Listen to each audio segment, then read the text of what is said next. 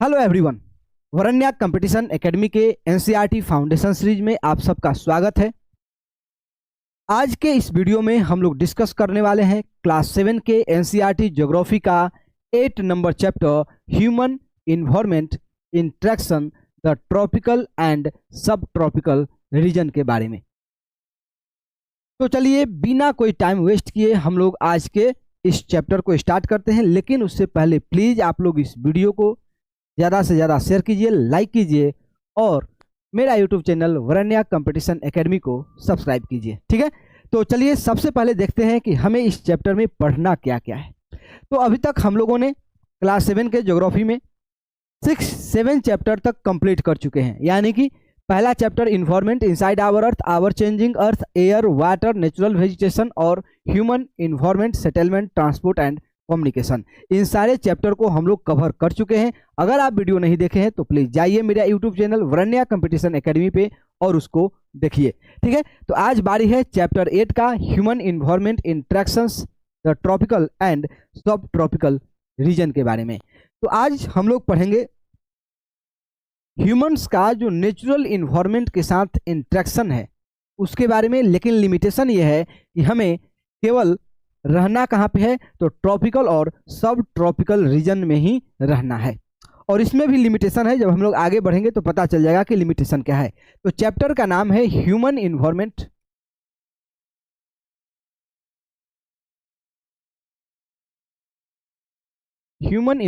Interaction.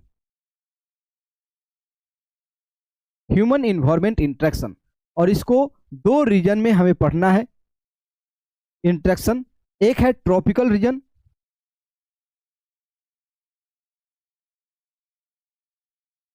और दूसरा है सब ट्रॉपिकल रीजन।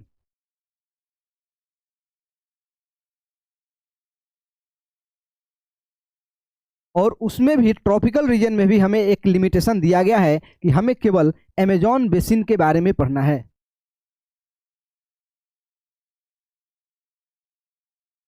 और सब ट्रॉपिकल में हमें गंगा, ब्रह्मपुत्रा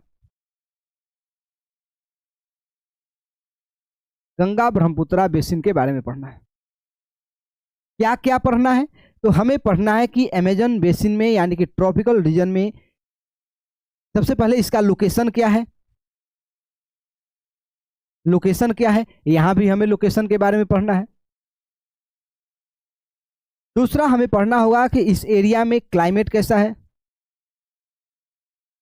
यहां भी क्लाइमेट कैसा है। यहां पे फिर हमें पढ़ना है वेजिटेशन और वाइल्ड लाइफ कैसे हैं। और यहाँ भी हमें पढ़ना है वेजिटेशन एंड वाइल्ड लाइफ। फिर हमें ह्यूमंस और उनके लाइफ स्टाइल के बारे में पढ़ना है। तो इन सारे टॉपिक को ये दोनों रीजन के बीच में हमें क्या करना है, डिस्कस करना है। कोई दिक्कत है? तो सबसे पहले हम लोग समझते हैं कि ट्रॉपिकल और सब ट्रॉपिकल रीजन होता क्या है। तो आप सबको पता है कि हम लोग का जो अर्थ है उस पर हम लोगों ने बहुत सारे इमेजिनरी हॉरिजेंटल लाइन ड्रॉ किए हैं। जो हॉरिजेंटल लाइन ड्रॉ किए हैं ये क्या करता है, अर्थ को डिफरेंट हीट जोन में डिवाइड करता है। क्या करता है, हीट जोन में डिवाइड करता है। क्यों हीट जोन में डिवाइड करता है? तो देखो कुछ ऐसे रीजन है जहां पे सनलाइट वर्टिकली फॉल करता है। कुछ रीजन में सनलाइट क्या करता है, वर्टिकली फॉल करता है। और कुछ रीजन में सनलाइट का जो रे है वो क्या होता है, स्लैंटिंग होता है, तिरछा होता है, उसको ज़्यादा डिस्टेंस ट्रेवल करना पड़ता है, जिसके कारण अर्थ पे डिफरेंट हीट जोन क्या होता है, बनता है। जैसे देखो अर्थ पे जो 0 डिग्री हमारा लैटिट्यूड है, जो अर्थ का 0 डिग्री लैटिट्यूड है उसको हम लोग क्या बोलते हैं, इक्वेटर। 0 डिग्री लैटिट्यूड को हम लोग क्या बोलते हैं, इक्वेटर। 0 डिग्री लैटिट्यूड को क्या बोलते हैं, इक्वेटर। यहाँ पे सनलाइट क्या होता है, वर्टिकली फॉल करता है। और फिर हम लोग ने एक और इमेजिनरी लाइन ड्रॉ की है, वो है tropic of cancer. Tropic of cancer जो कितना है, 23.5 डिग्री, 23.5 डिग्री नॉर्थ लैटिट्यूड। क्या, 23.5 डिग्री नॉर्थ लैटिट्यूड। कितना, 23.5 डिग्री नॉर्थ लैटिट्यूड। फिर हम लोगों ने एक नीचे ड्रॉ किया और इसका नाम दिया गया tropic of tropic of Capricorn. Tropic of Capricorn जो कितना है 23.5 डिग्री साउथ लैटिट्यूड। यह है 23.5 डिग्री नॉर्थ लैटिट्यूड और यह है ट्रॉपिक एंड क्या है 23.5 डिग्री साउथ लैटिट्यूड। यानी कि ये जो दोनों ट्रॉपिक ऑफ कैंसर और ट्रॉपिक ऑफ कैप्रिकॉर्न है, इसके बीच में सनलाइट साल में कम से कम एक बार वर्टिकली फॉल करेगा। कहाँ कहाँ के किस किस लैटिट्यूड के बीच में? तो ट्रॉपिक ऑफ कैंसर और ट्रॉपिक ऑफ कैप्रिकॉर्न के बीच में जो सनलाइट है साल में कम से कम एक बार, ईयर में कम से कम एक बार वर्टिकली फॉल करेगा। क्या करेगा? वर्टिकली फॉल करेगा। कोई दिक्कत है? कोई दिक्कत है? अब देखो यहां पे क्या होता है कि जब सनलाइट वर्टिकली फॉल करता है तो ये हीट सरप्लस रीजन बन जाता है। यहाँ पे हीट बहुत ज़्यादा होता है, टेम्परेचर बहुत ज़्यादा होता है, जिसके कारण इस पूरे रीजन को हम लोग टॉरिड जोन बोलते हैं। क्या बोलते हैं? Torrid zone. क्या बोलते हैं? टॉरिड जोन बोलते हैं, क्योंकि यहाँ पे हीट बहुत ही ज़्यादा है, टेम्परेचर बहुत ही ज़्यादा है और सालों भर रहता है। फिर उसके बाद हम लोगों ने क्या किए? ट्रॉपिक ऑफ कैंसर और के ऊपर और ट्रॉपिक ऑफ कैप्रिकॉर्न के नीचे हम लोगों ने एक और लाइन ड्रॉ किया जिसका नाम था आर्कटिक सर्कल। क्या नाम था?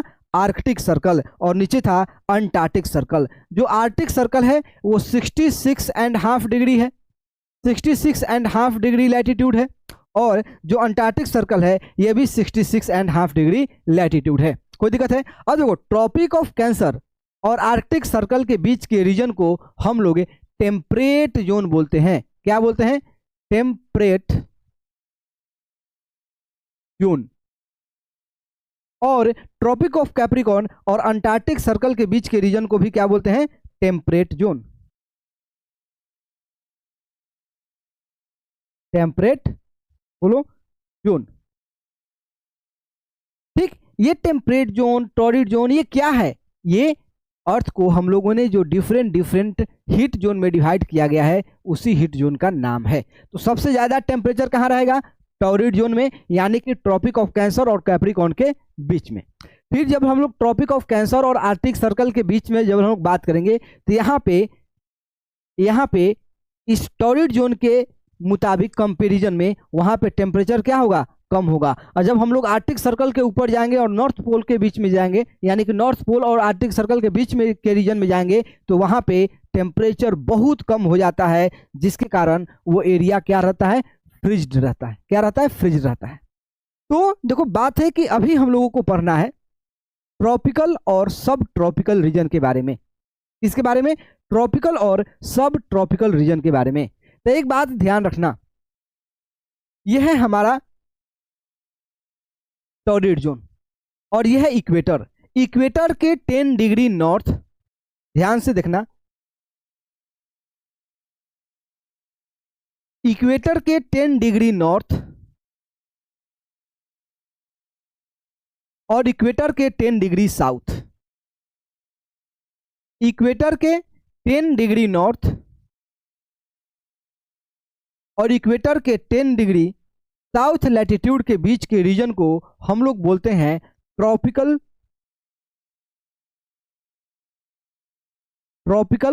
रीजन। क्या बोलते हैं? Tropical region. कितना? 10 डिग्री नॉर्थ और 10 डिग्री साउथ लैटिट्यूड के बीच के रीजन को हम लोग ट्रॉपिकल रीजन बोलते हैं। और इस 10 degree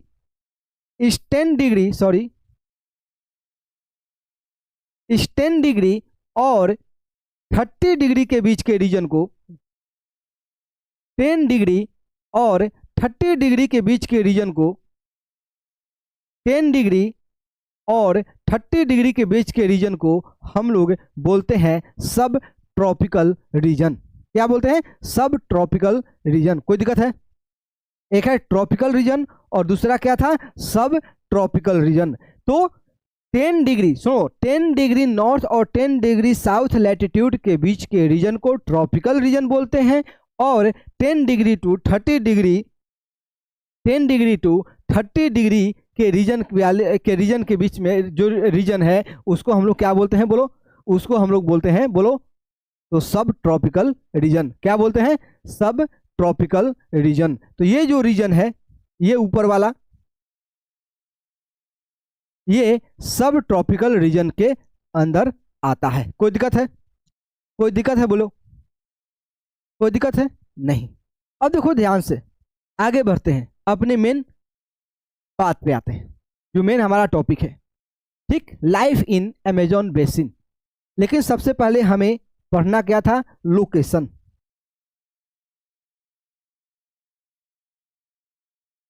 location of tropical region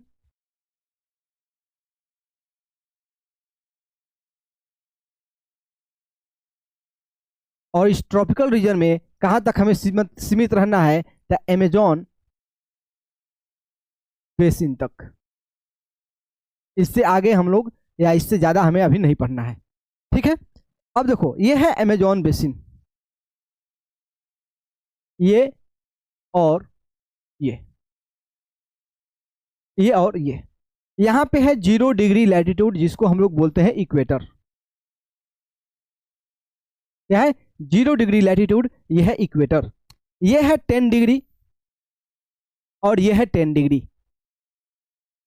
ध्यान से देखना एक बार फिर से।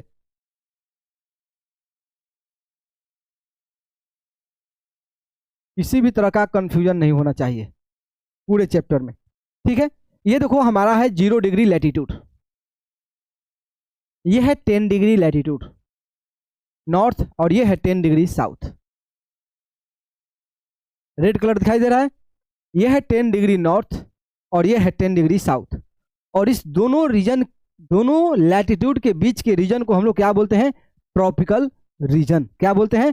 Tropical region. कोई दिक्कत है? क्या बोलते हैं? दोनों के बीच के रीजन को हम लोग क्या बोलते हैं? Tropical region. यानी कि 10 डिग्री नॉर्थ और 10 डिग्री साउथ के बीच में ही आप देखिए तो अमेजन बेसिन हमारा है। तो अमेजन बेसिन का जो हमारा लोकेशन होगा वो क्या होगा? 10 degree north to 10 degree south latitude.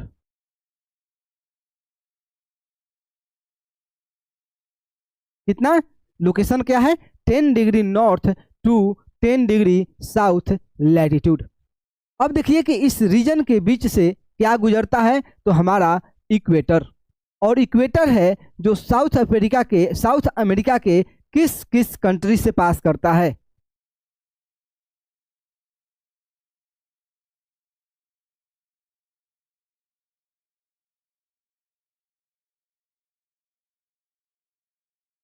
Equator है जो साउथ अमेरिका के किस किस कंट्री से पास करता है? तो सबसे पहला जो कंट्री है वो है इक्वाडोर। क्या है? इक्वाडोर पहला कंट्री, इक्वाडोर। दूसरा क्या है? कोलंबिया।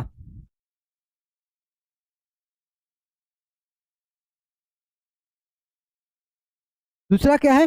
कोलंबिया। और तीसरा जो कंट्री है वो क्या है? ब्राजील। क्या है? ब्राजील। तीसरा कंट्री क्या है? ब्राजील। यानी कि इक्वेटर है वो साउथ अमेरिका के 3 कंट्री से होकर के पास करता है, वो है इक्वाडोर, कोलंबिया और ब्राजील। कौन कौन है?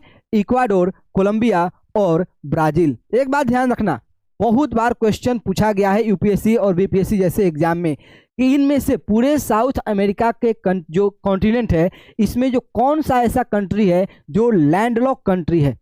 लैंडलॉक कंट्री है। अब देखो यहां से एक है पुराग्वे और दूसरा है बोलिविया। एक है पुराग्वे, दूसरा है बोलिविया। कंफ्यूजन रहता है पुराग्वे और उराग्वे में, कभी कभी यही कंफ्यूजन से हम लोग गलती करके आ जाते हैं। तो 2 कंट्री है जो क्या है? लैंडलॉक कंट्री है। एक है बोलिविया और दूसरा है पुराग्वे। एक है बोलिविया और दूसरा है बुलावे। ये साउथ अमेरिकन कॉन्टिनेंट में ये 2 लैंडलॉक कंट्री है जिसका सी से, ओशियन से डायरेक्ट कनेक्शन नहीं है। कोई दिक्कत है? कोई दिक्कत है? अब देखो, अब हम लोग पहले ये जान लेते हैं कि ये जो अमेजन बेसिन है किस किस कंट्री में फैला हुआ है, किस किस कंट्री में फैला हुआ है। तो सबसे पहले आता है बोलिविया। स्टार्ट करते हैं बोलिविया। बोलिविया के बाद है पेरू। बोलिविया, पेरू, पेरू के बाद है इक्वाडोर, इक्वाडोर के बाद है कोलंबिया, कोलंबिया के बाद है वेनेजुएला, वेनेजुएला के बाद है गयाना, गयाना के बाद है ब्राजील, गयाना के बाद है ब्राजील। कौन कौन? Bolivia, Peru, Ecuador, Colombia, Venezuela, Guyana, Brazil. कोई दिक्कत है? फिर से ध्यान सुनो, Bolivia, Peru, Ecuador, Colombia, Venezuela, Guyana, Suriname और फ्रेंच गयाना और ब्राजील। ये जो कंट्री है जिससे हमारा अमेजन बेसिन जिसमें हमारा पूरा अमेजन बेसिन क्या है? फैला हुआ है। लेकिन सबसे ज़्यादा किस कंट्री में है? तो ब्राज़ील में है। सबसे ज़्यादा किस कंट्री में है? तो ब्राज़ील में है। कोई दिक्कत है? कोई दिक्कत है? बोलिए, किसी भी तरह का प्रॉब्लम है? तो ब्राज़ील से हमारा जो इक्वेटर है वो पास करता है, यानी कि अमेजन बेसिन से इक्वेटर क्या करता है? पास करता है। ध्यान से सुनना, पिछले वीडियो में जब तुम वाटर वाला पढ़े होगे तो हमने तुमको बताया था किसके बारे में? तो ओशियन करंट के बारे में। यह है इक्वेटर, और इक्वेटर के जस्ट नीचे से आता है, बताओ, वार्म करंट। यहां भी क्या है? वार्म करंट है। ये नॉर्थ इक्वेटोरियल करंट है, यहाँ पे आता है साउथ इक्वेटोरियल करंट, फिर लास्ट में ब्राजीलियन करंट में कन्वर्ट हो जाता है। तो दोनों साइड क्या है? वार्म करंट है। जब वार्म करंट है और इक्वेटर पे है, तो जो इक्वेटोरियल रीजन है, ये जो इक्वेटोरियल रीजन है, यहाँ पे तो सबसे ज़्यादा हाई टेम्परेचर रहेगा, क्योंकि सनलाइट वर्टिकली फॉल करेगा। और दूसरा बात कि जब ये वार्म करंट इधर से गुजर रहा है, तो ये वार्म करंट अपने साथ, यहाँ पे जो विंड होगा अपने साथ ह्यूमिडिटी से क्या होगा? लबालब भरा होगा। जो भी विंड है, विंड जब यहाँ पे ब्लो करेगा तो वो ह्यूमिडिटी से भरा पड़ा होगा, उसमें मॉइस्चर बहुत ज़्यादा होगा, उसका सेचुरेशन लेवल बहुत ज़्यादा होगा, जिसके कारण इस इक्वेटोरियल रीजन में रेनफॉल बहुत ही ज़्यादा होता है। रेनफॉल बहुत ही ज़्यादा होता है। तो अब बात करते हैं क्लाइमेट।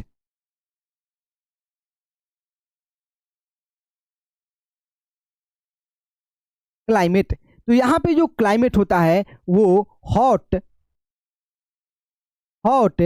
प्लस वेट क्लाइमेट होता है। क्या होता है? हॉट प्लस वेट क्लाइमेट होता है। और इस रीजन में, इक्वेटोरियल रीजन में जो रेनफॉल होता है ये लगभग 200 सेंटीमीटर से 400 सेंटीमीटर तक जाता है। कितना? 200 सेंटीमीटर से 400 सेंटीमीटर जाता है। अब आपको बता दिए हैं पहले ही, जब आप नेचुरल वेजिटेशन पढ़े थे वहाँ पे रेन फॉरेस्ट के बारे में बताए थे कि रेन फॉरेस्ट किस रीजन में होता है? तो जहाँ पे हॉट और वेट क्लाइमेट होता है और जहाँ पे 200 सेंटीमीटर से ज़्यादा रेनफॉल होता है। तो अब बताओ यहाँ पे किस टाइप के वेजिटेशन मिलेंगे? किस टाइप के वेजिटेशन मिलेंगे? तो अमेजन फॉरेस्ट में हमें मिलेगा एवर ग्रीन फॉरेस्ट या ट्रॉपिकल रेन फॉरेस्ट। तो यहाँ पे किस टाइप के वेजिटेशन होंगे? तो यहाँ पे जो वेजिटेशन होगा वो होगा ट्रॉपिकल रेन फॉरेस्ट, और या इसको हम लोग और क्या बोलते हैं? Ever green forest. क्या बोलते हैं? ट्रॉपिकल रेन फॉरेस्ट, या हम लोग बोलते हैं एवर ग्रीन फॉरेस्ट। कोई दिक्कत है? कोई दिक्कत है?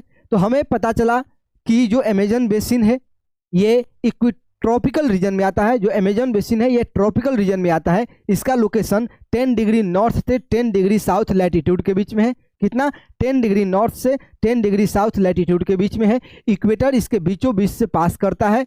जो साउथ अमेरिका के 3 कंट्री से होकर के इक्वेटर पास करता है, वो कंट्री कौन कौन सा है? जल्दी बताओ। वो कंट्री है इक्वाडोर,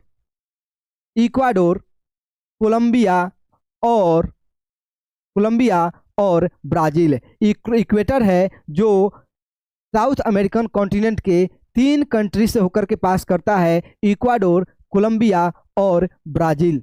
ठीक, इस कॉन्टिनेंट में जो 2 कंट्री है, जो लैंडलॉक कंट्री है, वो है पराग्वे और बोलिविया। ये भी क्वेश्चन आ सकता है, जब हम लोग इतना पढ़ रहे हैं तो ये भी पढ़ सकते हैं, कोई दिक्कत नहीं है। क्या है? बोलिविया और पराग्वे। कोई दिक्कत है?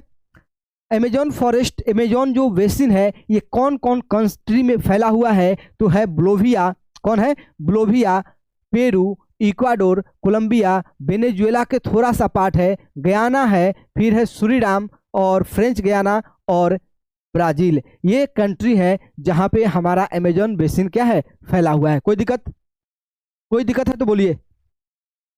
यहाँ पे क्लाइमेट कैसा होगा, तो इक्वेटोरियल रीजन में है, टेम्परेचर बहुत ज़्यादा होता है क्योंकि सनलाइट वर्टिकली फॉल करता है, जिसके कारण यहाँ पे रेनफॉल भी, माने कि रेनफॉल डेली होना ही होना है, वहाँ पे रेनफॉल डेली होना ही होना है। ह्यूमिडिटी बहुत ज़्यादा रहेगा, वहाँ के क्लाइमेट में ह्यूमिडिटी बहुत ज़्यादा रहेगा।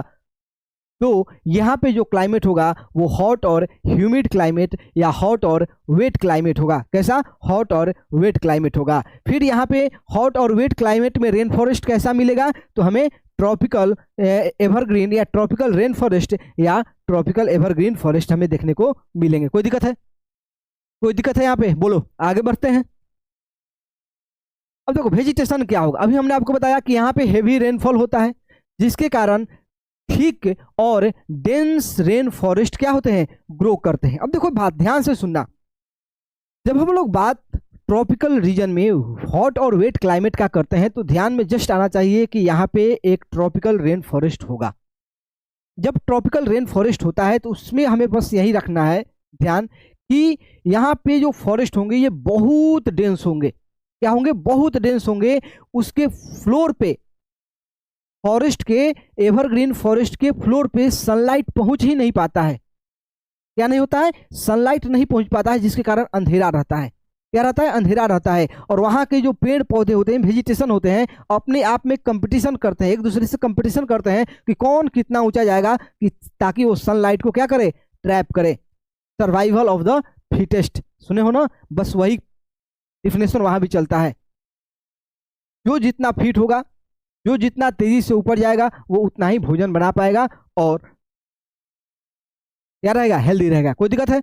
अब देखो यहाँ पे जो फॉरेस्ट है बहुत ही डेंस है, ये अपना लिव्स बहुत कम, यानी कि एक बार में किसी एक पार्टिकुलर सीजन में शेड नहीं करते हैं, यानी कि कोई एक दिन में किया, दूसरा दिन किया, तीसरा दिन 2 पत्ता 4 पत्ता ऐसे करके गिराते हैं, जिसके कारण ये पूरे जो फॉरेस्ट है एवरग्रीन दिखाई हमें देते हैं। अब देखो ये इतना डेंस है, इतना डेंस है, जिसके कारण यहाँ पे कोई जो फास्टेस्ट एनिमल है, फास्टेस्ट रनिंग एनिमल है, जैसे कि चीता हो गया, लायन हो गया, टाइगर हो गया, हिरन हो गया, क्या इस टाइप के फॉरेस्ट में हमें देखने को मिलेगा? क्योंकि इन्हें दौड़ना है, इन्हें चाहिए एक फैल जगह जहां पे वो तेजी से क्या करें, दौड़ सके। तो इस टाइप के फॉरेस्ट में फास्टेस्ट रनिंग एनिमल नहीं मिलेंगे। तो यहाँ पे क्या मिलेगा, पेड़ पौधा ज्यादा है तो हमें मिलेगा बंदर, यानी कि मंकी, लंगूर मिलेंगे, बर्ड्स मिलेंगे, बहुत डिफरेंट जैसे हमिंग बर्ड्स हो गया, मकाक हो गया, इस टाइप के बर्ड्स हमें यहाँ पे दिखाई देंगे। और इसमें एक है तापीर, जो चींटी होती है उसको खाता है, तापीर, ठीक है, इसके इस मुंह से ही पता चल रहा है, ठीक है, तापीर। तो यहाँ पे फास्टेस्ट रनिंग एनिमल हमें देखने को नहीं मिलेंगे, यहाँ पे रेप्टाइल ज्यादा मिलेंगे। क्या मिलेंगे, रेप्टाइल, एनोकोंडा, पाइथन, क्रोकोडाइल, इस टाइप के जो रेप्टाइल्स हैं वो हमें देखने को मिलेंगे। यानी कि डेंस फॉरेस्ट है, यानी कि dense canopy of the leaf and the branch prevent sunlight reaching the ground, यानी कि जो इसका कैनोपी है ये इतना बड़ा होता है और ये जंगल इतना डेंस होता है कि जो सनलाइट है इस जंगल के, इस फॉरेस्ट के ग्राउंड पे नहीं पहुंच पाता है, जिसके कारण ये क्या होता है, बहुत ही डार्क होता है। क्या होता है, डार्क होता है। ओनली शेड टॉलरेंट वेजिटेशन, वैसे वेजिटेशन जिसको सनलाइट का बहुत कम जरूरत हो, वो क्या होते हैं, वो ग्रो करते हैं उस फॉरेस्ट के सरफेस पे। दूसरा है, जैसे यहाँ पे एक नाम दिया है ब्रोमिलिड्स। ब्रोमिलिड्स एक प्लांट है जो क्या करता है कि वाटर को क्या करता है, स्टोर करके रखता है। क्या करता है, वाटर को स्टोर करके रखता है। और ये क्या है, एक पैरासाइट है। बहुत सारे प्लांट पैरासाइट होते हैं जो इस फॉरेस्ट में जो बड़े बड़े पेड़ है उस पर क्या करते हैं, ग्रो करते हैं, जिसको हम लोग क्या बोलते हैं, ईपीफाइट। अगर कोई पूछे कि ईपीफाइट क्या होता है, तो वैसे पेड़ पौधे जो दूसरे पेड़ पौधे पे क्या हो, निर्भर हो, उनके ऊपर ही वो ग्रो करे और बढ़े, ठीक है, तो उसको हम लोग ईपीफाइट बोलेंगे। अब आते हैं वाइल्ड लाइफ में, ये रेन फॉरेस्ट है, तो यहाँ पे बायोडाइवर्सिटी बहुत ज़्यादा होगा। बहुत ज़्यादा होगा, जिसमें हमें डिफरेंट डिफरेंट टाइप के बर्ड्स मिलेंगे। जैसे देखो यहाँ पे दिया है टुकैन्स, ये क्या है, ओवरसीज्ड एक होता है जो बिल होते हैं, बिल्स हैं, वही यहाँ पे आते हैं। दूसरा है हमिंग बर्ड्स हैं, यहाँ पे बर्ड्स ऑफ पैराडाइस होता है, जैसे मकाऊ है। यहाँ पे डिफरेंट डिफरेंट टाइप्स के वेराइटी ऑफ बर्ड्स देखने को मिलेंगे, क्योंकि इस रीजन में दूसरा कोई होगा ही नहीं, क्योंकि इतना डेंस है कि एनिमल को चलने के लिए रास्ता भी तो चाहिए। तो यहाँ पे बर्ड्स ज़्यादा मिलेंगे। यहाँ पे हमें क्या मिलेगा बताओ, मंकी देखने को मिलेगा, यहाँ पे मंकी देखने को मिलेगा, हमें यहाँ पे स्लोथ देखने को मिलेगा, एंट एटिंग तापिर देखने को मिलेगा, और यहाँ पे हमें बहुत सारे रेप्टाइल्स मिलेंगे, जैसे क्रोकोडाइल मिलेगा, स्नैक्स डिफरेंट टाइप के मिलेंगे, पाइथन्स होगा, एनाकोंडा होगा, बोआ है, इस टाइप के एनिमल्स हमें, रेप्टाइल्स हमें देखने को मिलेंगे। और बहुत सारे फिश के डिफरेंट डिफरेंट जो स्पेसीज है इस फॉरेस्ट में हमें देखने को मिलेगा। कोई दिक्कत है? कोई दिक्कत है? अब देखो यहाँ पे जो लोग हैं, यहाँ पे जो लोग हैं वो क्या करते हैं, स्लैश एंड बर्न कल्टीवेशन करते हैं, स्लैश एंड बर्न कल्टीवेशन करते हैं। सबसे पहले यहाँ के लोग जंगल को काटते हैं, फिर उसमें आग लगाते हैं और उस एरिया पे एग्रीकल्चर करते हैं। फिर जैसे ही वो एरिया इनफर्टाइल होगा, उसका फर्टिलिटी खत्म होगा, तो वो अपना प्लेस चेंज कर देते हैं, फिर दूसरी जगह जाएंगे, वहाँ के पेड़ पौधे को काटेंगे, फिर वहाँ पे एग्रीकल्चर करेंगे, फिर उसका फर्टिलिटी खत्म होगा, इनफर्टाइल हो जाएगा वहाँ की मिट्टी, तो फिर वो अपना प्लेस चेंज करके कहीं और चले जाएंगे, जिसको हम लोग क्या बोलते हैं, स्लैश एंड बर्न कल्टीवेशन। जैसे इंडिया में नॉर्थ ईस्ट में झूम कल्टीवेशन होता है, तो वहाँ पे हम लोग क्या करते हैं वहाँ के लोग जो ट्राइबल्स लोग हैं, तो फॉरेस्ट को काटते हैं, काटने के बाद उसमें आग लगाते हैं और फिर उस एरिया में कल्टीवेशन करते हैं, एग्रीकल्चर करते हैं। फिर जब वो वहाँ के मिट्टी में का जो गुणवत्ता है, फर्टिलिटी है, वो खत्म हो जाएगा, तो फिर अपना प्लेस क्या करेंगे, चेंज करते हैं। तो यहाँ पे भी जो लोग हैं वो क्या करते हैं, स्लैश एंड बर्न कल्टीवेशन करते हैं। कोई दिक्कत है?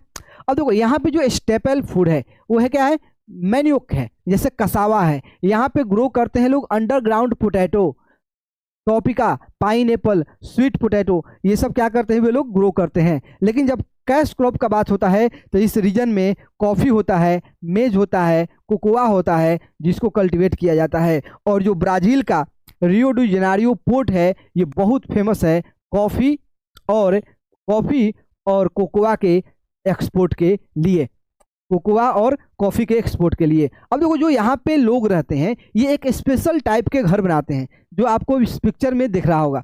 इस पिक्चर में जो दिख रहा है, ये स्पेशल टाइप के घर कहाँ मिलेंगे आपको, अमेजॉन फॉरेस्ट में, जिसको हम लोग क्या बोलते हैं, मालुका। क्या बोलते हैं इसको, मोलाका।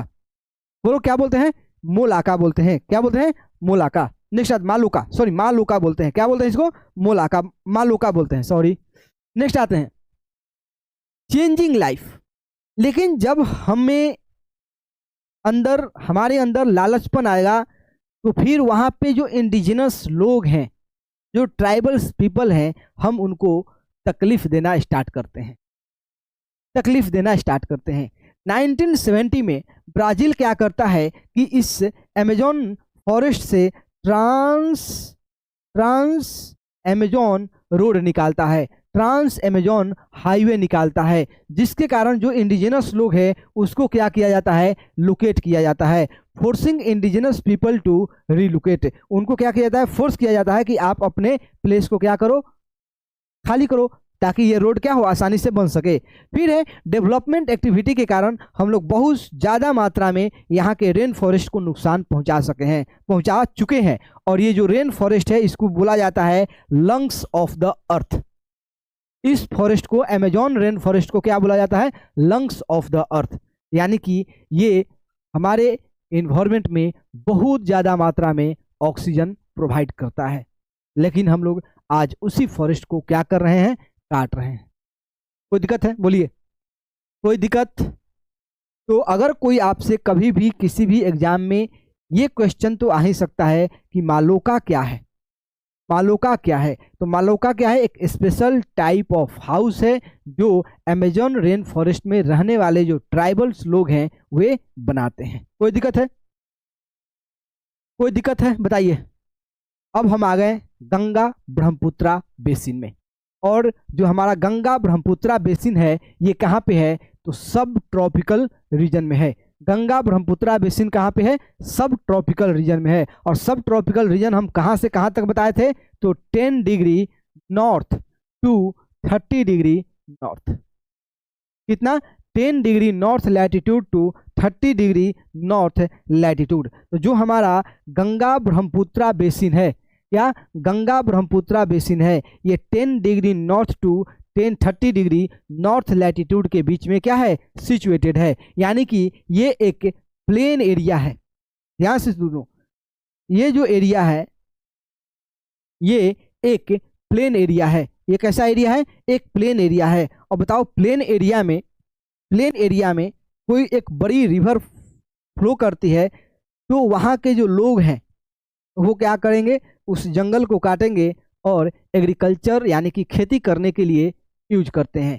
क्योंकि इस यहाँ पे मॉनसून टाइप के फॉरेस्ट मिलेंगे, यानी कि डिसिडुअस फॉरेस्ट मिलेंगे, जो रेन फॉरेस्ट के तुलना में बहुत कम डेंस होते हैं। तो अभी तक पूरे वर्ल्ड में जो सबसे ज़्यादा कमर्शियली एक्सप्लॉइटेड अगर कोई फॉरेस्ट है वो है ट्रॉपिकल डिसिडुअस फॉरेस्ट। क्या है? Tropical deciduous forest. और वो ट्रॉपिकल डिसिडुअस फॉरेस्ट कहाँ मिलते हैं? तो इंडिया में जो सब ट्रॉपिकल रीजन है उस रीजन में मिलते हैं। जैसे कि सबसे ज़्यादा इंडिया में फॉरेस्ट कहाँ पे है? फॉरेस्ट वाला एरिया तो महाराष्ट्र, मध्य प्रदेश में है। और मध्य प्रदेश में किस टाइप के फॉरेस्ट है बताइए? तो मध्य प्रदेश में आपको फॉरेस्ट मिलेगा ट्रॉपिकल डिसिडुअस फॉरेस्ट। यहाँ पे हार्ड टिम्बर होते हैं, जो टिम्बर इंडस्ट्री के लिए हार्ड जो वुड होता है उस टाइप के पेड़ यहाँ पे मिलते हैं। जैसे शीशम मिलेगा, महुआ मिलेगा, इस टाइप के पेड़ यहाँ पे दिखने को मिलेंगे, प्लांट देखने को मिलेगा, जिसका यूज हम लोग टिम्बर इंडस्ट्री में बहुत ज़्यादा मात्रा में करते हैं। तो ध्यान से देखो कि इस प्लेन में एक रिवर है, दो रिवर है, एक है गंगा, सॉरी एक है गंगा, दूसरा है ब्रह्मपुत्रा। ये दोनों रिवर कहाँ से निकलती है? तो तिब्बतन प्लेटू से निकलती है। ये दोनों रिवर कहाँ से निकलती है? तो तिब्बतन प्लेटू में निकलती है। और जो ब्रह्मपुत्रा है वो इंडिया में नमचा बारवा से, कहाँ से? नमचा बारवा से अरुणाचल प्रदेश में इंटर करती है, फिर असम होती है, असम में फ्लो करती है, असम में फ्लो करने के बाद वो कहाँ जाती है? बांग्लादेश में, बांग्लादेश में इसके बाद आ जाती है कहाँ पे बताओ? तो बे ऑफ बंगाल में अपना वाटर को डिस्चार्ज करती है। देखो जो ब्रह्मपुत्रा रिवर है इसको डिफरेंट नाम से जानते हैं। आप ब्रह्मपुत्रा रिवर के डिफरेंट नाम को कमेंट सेक्शन में बताइए। अब देखो जो हमारा गंगा और ब्रह्मपुत्रा का जो बेसिन है ये सब ट्रॉपिकल रीजन में है, यानी कि 10 degree north to 30 degree north latitude के बीच में है। ठीक, गंगा के बहुत सारे ट्रिब्यूटरी हैं और ब्रह्मपुत्रा के भी ट्रिब्यूटरी हैं जो इस पूरे एरिया को वाटर प्रोवाइड करती हैं। पूरे एरिया को क्या करते हैं? वाटर प्रोवाइड करते हैं। एक बेसिन कब बनता है? तो बेसिन में केवल एक रिवर नहीं होता है, एक रिवर का सिस्टम होता है जिसमें जो बहुत सारे ट्रिब्यूटरी से मिलके बनता है। तो आप बताइए कि गंगा के कौन कौन से ट्रिब्यूटरी हैं और ब्रह्मपुत्रा के कौन कौन से ट्रिब्यूटरी हैं, ये कमेंट सेक्शन बताइए। आगे चल करके हमें इसको बहुत ही डिटेल में, जब हम लोग फिजिकल ज्योग्राफी ऑफ इंडिया पढ़ेंगे वहाँ पे बहुत डिटेल में हम लोग पढ़ने वाले हैं, तो अभी डिस्कस करने से कोई फायदा है नहीं। तो आप यहाँ पे बताइए कि क्या क्या हो सकता है। अब देखो अभी हमने बताया कि यहाँ पे सब ट्रॉपिकल क्लाइमेट है। क्लाइमेट कैसा मिलेगा? सब ट्रॉपिकल। यहाँ पे जो क्लाइमेट है वो खास करके जो क्लाइमेट का टाइप है वो मॉनसून टाइप ऑफ क्लाइमेट मिलेंगे। और मॉनसून में किस टाइप का, माने कि कैसा क्लाइमेट होता है? तो यहाँ पे सीजनल रेनफॉल होता है। यहाँ पे रेनफॉल का एक सीजन है। क्या है? एक सीजन है, जिसके कारण कभी इस रीजन में ड्राई होता है तो कभी ये रीजन रेनफॉल से क्या होता है? फ्लड रहता है। जब ड्राई सीजन होता है तो यहाँ के जो पेड़ पौधे होते हैं अपना लिव्स को सेट कर देते हैं, इसलिए इस रीजन में मिलने वाले जो फॉरेस्ट है उसको हम लोग ट्रॉपिकल डिसिडुअस फॉरेस्ट बोलते हैं। क्या बोलते हैं? ट्रॉपिकल डिसिडुअस फॉरेस्ट बोलते हैं। अब इंडिया के ये जो प्लेन एरिया है ये जो रीजन है, इस रीजन में बहुत बड़े बड़े महाजनपद, बहुत बड़े बड़े साम्राज्य बनते हैं, जिसके कारण यहाँ पे के जो राजे महाराजे थे वो इस एरिया के सारे फॉरेस्ट को क्लीन करते हैं एग्रीकल्चरल एक्टिविटी के लिए। और ये रीजन बहुत ही फ्लैट रीजन है, यानी कि यहाँ पे हम लोग आसानी से एग्रीकल्चर कर सकते हैं, आसानी से ट्रांसपोर्ट के लिए जो नेटवर्क है उसको हम लोग बना सकते हैं, आसानी से इंडस्ट्री, आसानी से बिल्डिंग बना सकते हैं। इसलिए इस रीजन में जो पॉपुलेशन का डेंसिटी है वो भी क्या है, बहुत ज़्यादा है। पॉपुलेशन का डेंसिटी अगर इंडिया में अगर कहीं भी तुम्हें देखना पड़ेगा पूरा होल इंडिया में, तो कंपेयर करना इस एरिया से, इस एरिया में सबसे ज़्यादा पॉपुलेशन है, सबसे ज़्यादा पॉपुलेशन है, सबसे ज़्यादा पॉपुलेशन का डेंसिटी है। कोई दिक्कत है? कोई दिक्कत है? अब देखो क्लाइमेट है, तो क्लाइमेट कैसा है, मानसून टाइप ऑफ क्लाइमेट है, मानसून टाइप ऑफ क्लाइमेट है। ये क्या करता है, which bring rain from mid June to September, जो मिड जून और सितंबर के बीच में क्या करता है, ये रेनफॉल आता है। कौन सा, मानसून टाइप ऑफ क्लाइमेट है। यहाँ पे समर सीजन मिलेगा जो बहुत हॉट होगा, और विंटर सीजन मिलेगा जो बहुत क्या होगा, कूल होगा। तो 3 सीजन तो ऐसे ही मिल गया, एक मानसून, मानसून सीजन जिसको रेनीफॉल सीजन या विंटर हम लोग क्या बोलेंगे, बरसात का दिन बोलेंगे, रेनी वाला रेनी सीजन, दूसरा समर सीजन हो गया, और तीसरा विंटर सीजन हो गया। 3 सीजन डिफरेंट डिफरेंट मिलेगा। जब हॉट और कूल सीजन रहेगा तो यहाँ पे ड्राइनेस बढ़ जाता है इस रीजन में, जिसके कारण यहाँ के जो पेड़ पौधे हैं वो क्या कर देते हैं, अपना जो लीव्स है वो सेट कर देते हैं, जिसके कारण इधर जो फॉरेस्ट होता है उसको हम लोग ट्रॉपिकल डिसिडुअस फॉरेस्ट बोलते हैं। आगे हम लोग पढ़ने वाले हैं। अब देखो यहाँ का जो मेन ऑक्यूपेशन क्या है, एग्रीकल्चर है। क्या है, एग्रीकल्चर है। और जो मानसून है वो क्या करता है, मानसून रेनफॉल है वो क्या करता है, इस एग्रीकल्चर को सपोर्ट करता है। और जो रिवर के सिस्टम है, गंगा और ब्रह्मपुत्रा का जो रिवर सिस्टम है, बेसिन्स हैं, ये क्या करते हैं, अपने साथ एलुवियल सॉइल लेके आता है। जब फ्लड का सीजन आता है, सीजन ही है इंडिया में, जब मानसून आएगा तो फ्लड भी आएगा। जब फ्लड आता है तो ये पूरे रीजन क्या हो जाते हैं, फर्टाइल हो जाते हैं। बाढ़ जब आता है तो बहुत सारे एलुवियल मटेरियल लेके आता है। यहाँ पे इस रीजन में जो मेन क्रॉप है वो पैडी है, वीट है, मेज है, सोरगुम है, ग्राम है, मिलेट्स है, जिसको हम लोग क्या करते हैं, ग्रो करते हैं। जो कैश क्रॉप में क्या है, शुगर केन और जूट है। जूट सबसे ज्यादा इंडिया में कहाँ होता है, वेस्ट बंगाल में होता है। सबसे ज्यादा जूट कहाँ होता है, वेस्ट बंगाल में होता है। वेस्ट बंगाल के बाद कहाँ होता है जूट, तो बिहार में होता है। अब जूट बोर्ड ऑफ इंडिया किस स्टेट में है, आप जल्दी बताइए। जूट बोर्ड ऑफ इंडिया किस स्टेट में है, और sugarcane board of India किस स्टेट में है। फिर आता है प्लांटेशन, जहाँ पे हम लोग जैसे कि असम है और वेस्ट बंगाल के कुछ रीजन में हम लोग टी प्लांटेशन करते हैं, टी ग्रो करते हैं। और सिल्क का भी हम लोग खेती करते हैं, जैसे कि बिहार है, वो बिहार के जो भागलपुर है वो सिल्क इंडस्ट्री के लिए, सिल्क के लिए क्या है, फेमस है, सिल्क के लिए फेमस है। यहाँ पे जो फार्मिंग का मेथड है, क्योंकि यहाँ पे प्लेन एरिया है तो यहाँ पे हम लोग इंटेंसिव फार्मिंग करते हैं, और बहुत ही आसानी से हम लोग क्या करते हैं, ग्रो करते हैं। जो माउंटेनियस रीजन है वहाँ पे भी हम लोग क्रॉप को ग्रो करते हैं, लेकिन वहाँ पे हम लोग टेरेस फार्मिंग करते हैं, यानी कि वहाँ पे जो माउंटेन्स है उस पर हम लोग सीढ़ीनुमा आकार देते हैं और उस पर हम लोग क्या करते हैं, खेती करते हैं। नेक्स्ट आते हैं वेजिटेशन। अभी हमने आपको बताया कि ये सब ट्रॉपिकल रीजन है, सीजनल रेनफॉल होता है, इसलिए यहाँ पे ट्रॉपिकल डिसिडुअस फॉरेस्ट मिलता है, जहाँ पे जो मेन ट्री है, टीक है, साल है, पीपल है, शीशम है। नेक्स्ट आते हैं ब्रह्मपुत्रा प्लेन। ये क्या है, जहाँ पे हमें थिक बम्बू मिलेगा। थिक बम्बू यानी कि बम्बू का जो यहाँ पे जो बम्बू वेजिटेशन है, बम्बू है वो ज़्यादा मिलता है, बांस। फिर डेल्टा रीजन है, डेल्टा रीजन यानी कि सुंदरबन डेल्टा है, जहाँ पे हमें क्या मिलता है बताओ, तो मैनग्रोव फॉरेस्ट मिलता है। क्या मिलता है, मैनग्रोव फॉरेस्ट मिलता है। उत्तराखंड है, सिक्किम है, अरुणाचल प्रदेश है, जहाँ पे हमें कॉनिफेरस ट्री मिलता है, जैसे कि पाइन, देवदार और फीर का पेड़ मिलता है। फिर आते हैं वाइल्ड लाइफ। जब वाइल्ड लाइफ का बात करते हैं तो इस रीजन में डिसिडुअस फॉरेस्ट है। डिसिडुअस फॉरेस्ट डेंस नहीं होता है, जिसके कारण हमें यहाँ पे फास्टेस्ट रनिंग एनिमल भी देखने को मिलेंगे। टाइगर मिलेगा, चीता मिलेगा, लायन मिलेगा, एलिफेंट, डियर, वन राइनोसेरस के लिए बताओ कहाँ कौन सा स्टेट फेमस है, वो बताओ असम है। असम का कौन सा पार्क है, तो काजीरंगा नेशनल पार्क है, काजीरंगा नेशनल पार्क है। यहाँ पे तुम्हें क्रोकोडाइल देखने को मिलेंगे। यहाँ पे तुमको ब्लाइंड जो डॉल्फिन है जिसको हम लोग सुसु बोलते हैं, गंगा ब्रह्मपुत्रा रिवर में मिलता है, गंगा ब्रह्मपुत्रा रिवर में मिलता है। ठीक, जो ब्रह्मपुत्रा के प्लेन में क्या मिलेगा तुम्हें, वन हॉर्न राइनो मिलेगा। और ऐसे प्लेन में क्या मिलेगा, एलिफेंट, टाइगर, डियर, मंकी मिलेंगे। डेल्टा रीजन में तुम्हें सुंदर बंगाल टाइगर मिलेगा, क्रोकोडाइल मिलेगा, एलिगेटर्स मिलेंगे। जो भी हो, रिवर और लेक में हमें डिफरेंट डिफरेंट टाइप के, जैसे रेहू फिश हो गया, काटला फिश हो गया, हिल्सा फिश हो गया, ये क्या है इस रीजन में कॉमन है। नेक्स्ट आते हैं आगे, ट्रांसपोर्ट एंड टूरिज्म। अभी हमने बताया कि ये रीजन बहुत ही प्लेन है, तो इसलिए हमें यहाँ पे हर टाइप के ट्रांसपोर्ट देखने को मिलेगा, चाहे वो एयरवे हो, चाहे वो रोडवे हो, चाहे वो रेलवे हो, चाहे वो वाटरवे हो। वाटरवे यानी कि प्रयागराज से हल्दिया वाटरवे, नेशनल वाटरवे 1, जो इंडिया का सबसे लंबा इनलैंड वाटरवे है। सबसे लंबा इनलैंड वाटरवे कौन सा है बताओ, तो हल्दिया टू प्रयागराज।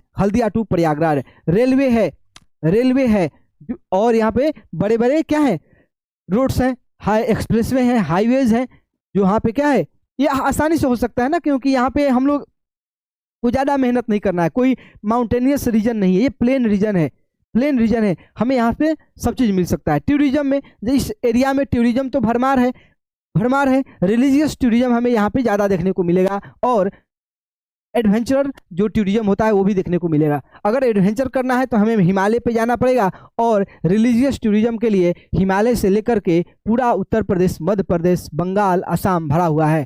असम में हमें कामाख्या देवी टेम्पल हो गया, बिहार में हमें बौद्ध जैन टेम्पल देखने को मिलेगा, उत्तर प्रदेश में वाराणसी, अयोध्या, मथुरा, ये रीजन देखने को मिलेगा। तो इधर जो टूरिज्म है ये क्या है, भरा पड़ा है, कोई दिक्कत नहीं है। अगर हमें नेचुरल टूरिज्म में, जैसे कि मान ली हमें जंगल सफारी पे जाना है, तो हम लोग काजीरंगा नेशनल पार्क है असम में, जो वन हॉर्न राइनो के लिए फेमस है। मानस नेशनल पार्क है, बताओ कहाँ पे है मानस नेशनल पार्क, जल्दी कमेंट सेक्शन में बताइए। तो ये फेमस है। ताजमहल है आगरा में, इसी प्लेन एरिया में, सब ट्रॉपिकल रीजन में क्या है, स्थित है। कोई दिक्कत है? बस यही था। तो चलिए आज के लिए इतना ही। अगर आप लोग को ये वीडियो पसंद आ रहा है तो प्लीज़ लाइक, शेयर और सब्सक्राइब कीजिए, क्योंकि जब आप लोग लाइक करेंगे, कमेंट करेंगे, तो हमें पता चलेगा कि जो हम कंटेंट दे रहे हैं वो आपके लिए सही है या नहीं है। ठीक है, तो चलिए आज के लिए इतना ही, मिलते हैं अगले सेशन में। तब तक के लिए धन्यवाद, जय हिंद।